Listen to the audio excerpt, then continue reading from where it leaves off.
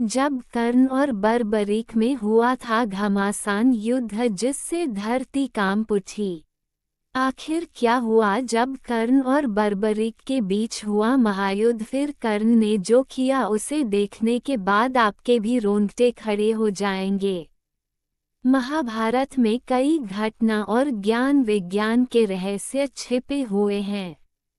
महाभारत का हर पात्र जीवन है, चाहे वह श्री कृष्ण हो या कौरव पांडव या कर्ण हो।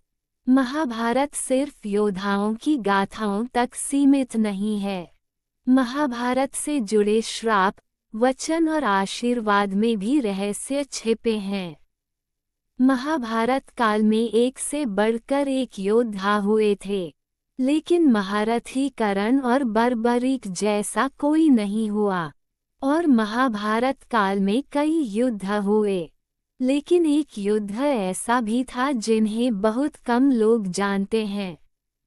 एक ऐसा ही भयंकर युद्ध महारथी कर्ण और बर्बरीक के बीच हुआ था जिसके बारे में शायद ही कोई जानता होगा।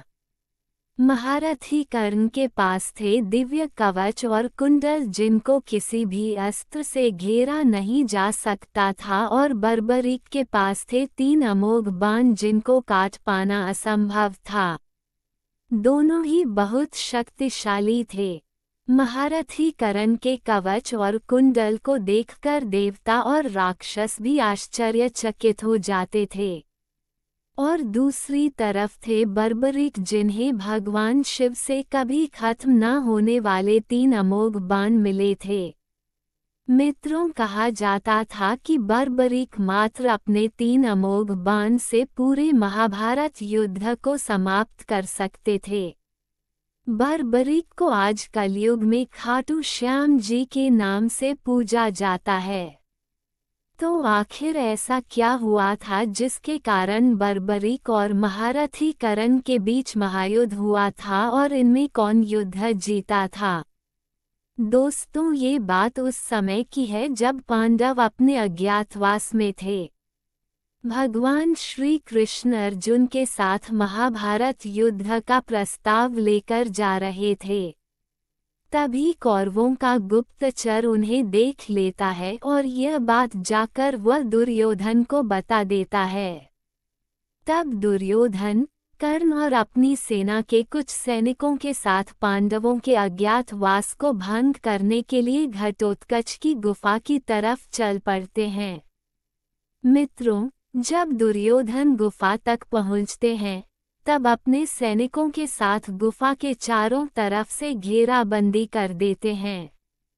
लेकिन भगवान श्री कृष्ण जी पहले से ही यह बात समझ जाते हैं और वह अर्जुन को बताते हैं कि दुर्योधन गुफा के बाहर आया है तुम्हारा अज्ञातवास भंग करने। श्री कृष्ण की यह बात सुनकर अर्जुन गुफा से बाहर जाने की बात करते हैं, लेकिन भगवान श्री कृष्ण जी अर्जुन को रोकते हैं और कहते हैं नहीं पार्थ, यह उपयुक्त समय नहीं है। तुम अज्ञातवास भोग रहे हो और वह सब लोग तुम्हारे लिए ही आए हैं। ये सब देखकर पास में खड़े बर्बरीक कहते हैं हे प्रभु, मैं महारथी कर्ण को रोक दूंगा या तो शांति से या तो युद्ध से। इस पर भगवान श्री कृष्ण कहते हैं कि क्या आपको पता है महारथी कर्ण कितने ज्यादा शक्तिशाली है और उन्हें रोकना इतना भी आसान नहीं है। इस पर बर्बरीक कहते हैं कि गोविंद, आपको शायद मेरी शक्ति का अंदाजा नहीं है। ये कहकर बर्बरीक गुफा के बाहर आ जाते हैं। फिर बर्बरीक दुर्योधन और कर्ण को प्रणाम करके बोलते हैं बताइए कैसे आना हुआ बर्बरीक। कि यह बात सुनकर दुर्योधन कहते हैं बालक, हमें तुम्हारी गुफा के अंदर जाना है, हम किसी को ढूंढ रहे हैं। इस पर बर्बरीक कहते हैं मुझे क्षमा कीजिए, किंतु इस समय आप भीतर नहीं जा सकते। तभी दुर्योधन कहते हैं बालक, तुम शायद हमारी शक्तियों से परिचित नहीं हो इसलिए हमें रोक रहे हो। फिर बर्बरीक मुस्कुराते हुए कहते हैं, आप दोनों महान शक्तिशाली योद्धा हो, प्रयास करके देख सकते हो। इतने में ही दुर्योधन सैनिकों से कहते हैं, इसे यहाँ से हटाओ। लेकिन जैसे ही सैनिक बर्बरीक को हटाने के लिए आगे बढ़ते हैं, वैसे ही बर्बरीक धरती पर सिर्फ एक पैर मारकर ही सैनिकों को गिरा देते हैं। ये देखकर दुर्योधन भयभीत होकर कर्ण से कहते हैं, ये साधारण बालक नहीं है, इसे तुम्हारे जैसा योद्धा ही हरा सकता है। तब कर्ण बर्बरीक से बोलते हैं, बालक हमारे मार्ग से हट जाओ, अन्यथा तुम्हें मेरा सामना करना होगा। तब बर्बरीक कहते हैं, आप भी प्रयास कर लीजिए। अब कर्ण बर्बरीक की ओर धनुष की प्रत्यंछा को खींचते हैं और छोड़ देते हैं। तभी इतनी जोर से हवा चलती है कि वहां खड़े सारे सैनिकों में हाहाकार मच जाता है। लेकिन कर्ण के उस अस्त्र का प्रभाव बर्बरीक पर तनिक भी नहीं होता है। तभी बर्बरीक भी अपने धनुष की प्रत्यंचा खींचते और छोड़ते हैं। उस शस्त्र से दुर्योधन घायल होकर नीचे गिर जाते हैं। ये देखकर बर्बरीक हंसने लगते हैं। इससे दुर्योधन को बहुत गुस्सा आता है और वे कर्ण को बोलते हैं, इस बालक को यम के पास पहुंचा दो। तब कर्ण बर्बरीक पर बाण चला देते हैं। बदले में बर्बरीक भी अग्नि अस्त्र चला देते हैं और दोनों अस्त्र टकराकर नष्ट हो जाते हैं। ऐसे ही दोनों में घमासान युद्ध चलता रहता है। दोनों ही वीर एक दूसरे पर घमासान दिव्य अस्त्रों का प्रयोग करते हैं, लेकिन दोनों में से कोई भी परास्त नहीं होता। तब बर्बरीक अपने दिव्यास्त्र को आवाज देते हैं और बोलते हैं, इस शस्त्र को कोई भी नहीं रोक सकता। लेकिन बर्बरीक अपना दिव्यास्त्र कर्ण के बजाय दुर्योधन पर छोड़ देते हैं और महारथी कर्ण उसे रोकने का प्रयास करते हैं, लेकिन उसे रोक नहीं पाते और वह अस्त्र दुर्योधन की ओर बढ़ने लगता है। ये देखकर महारथी कर्ण स्वयं दुर्योधन के सामने आकर खड़े हो जाते हैं। फिर जब वह दिव्यास्त्र कर्ण से टकराने ही वाला होता है, तभी उनका दिव्य कवच प्रकट हो जाता है और उस कवच से टकराकर वह अस्त्र नष्ट हो जाता है।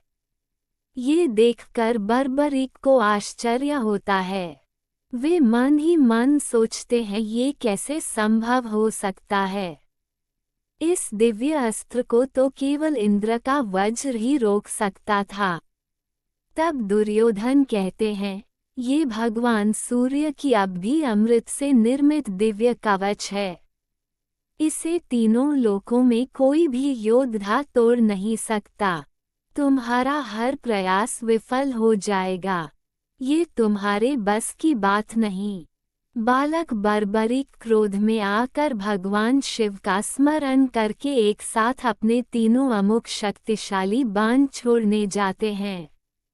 इतने में ही वहां पर भगवान श्री कृष्ण आ जाते हैं और वह बर्बरीक से कहते हैं, पुत्र तुम इनके मार्ग से हट जाओ और जो भी भ्राता दुर्योधन देखना चाहते हैं उन्हें देखने दो। तब दुर्योधन और कर्ण अंदर जाते हैं, लेकिन वहां पर उन्हें कोई नहीं मिलता, क्योंकि भगवान श्री कृष्ण ने अर्जुन को अपनी माया से अदृश्य कर दिया था। लेकिन मित्रों, क्या आप जानते हैं, यदि बर्बरीक ने कर्ण पर भगवान शिव के दिए अपने तीनों अमोघ शक्तिशाली बाण चला दिए होते तो क्या होता? क्या कर्ण का कवच टूट जाता? अपना जवाब कमेंट में अवश्य दें। आपको ये दिव्य कथा पसंद आई हो तो वीडियो को लाइक करें, अपने मित्रों और परिवारजनों के साथ शेयर करें और चैनल को सब्सक्राइब जरूर करें ताकि हम आपको ऐसी ही रहस्यमयी और प्रेरणादायक धार्मिक कथाएं सुनाते रहें। जय श्री राम। धन्यवाद।